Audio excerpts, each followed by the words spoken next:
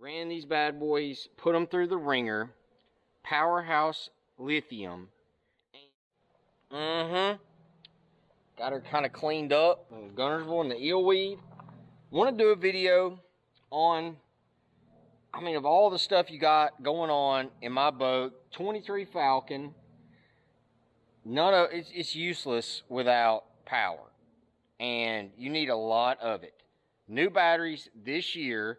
I didn't want to come on first of the year and say, man, these are awesome, these are great, get them. Matt, have you used them? Well, not really, but I heard.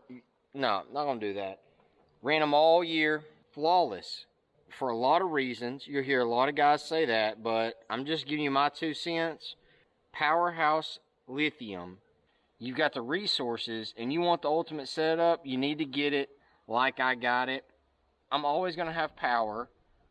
Can run live wells all day.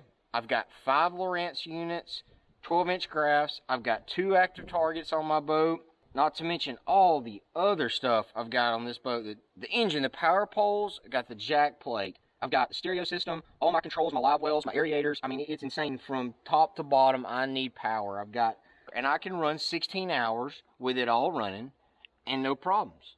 We're going to go to GAF, actually get from the man himself, Kyle Shear, a lot of questions other questions people ask that don't always get answered. He's the guy, he's going to fill us in. But enough of that, let's go through my setup in here. So starting off, you got 36 volt trolling motor. Now some of this stuff will be common knowledge, but some people don't know, so we're gonna talk you through it. I've got 2 36 volt Powerhouse Lithium batteries. They're 60 amp hours a piece. I wire them together, so that gives me 120 amp hours, and then I've got a 16. The 16 is a 100 amp hour battery. With a 36 volt battery, my active target can actually run on 27 volts.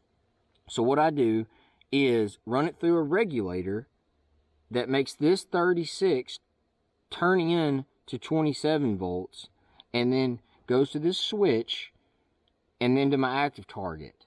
So I'm actually pulling a lot less power, giving it more voltage, so it's pulling less amps. I am not a electrical engineer. That's my synopsis of it. It's drawing off the 12 volts. If anything ever happened to the regulator, the battery, whatever, one switch, I'm still good. Got it all. Never had to do it, but it's there because I've got to have it there just in case. Because it'll always happen when you don't need it to. So I've got to double, quadruple check all of this. The 16 volt, 100 amp hour goes to my units.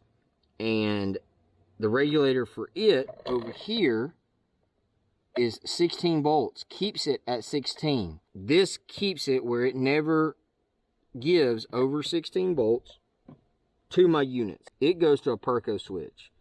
Worst case scenario, battery dies, regulator, something happens. Run my batteries for 4 days and this thing finally goes out. Switch. Goes to 12 volts, runs off my cranking battery, no problems. Got these running guns.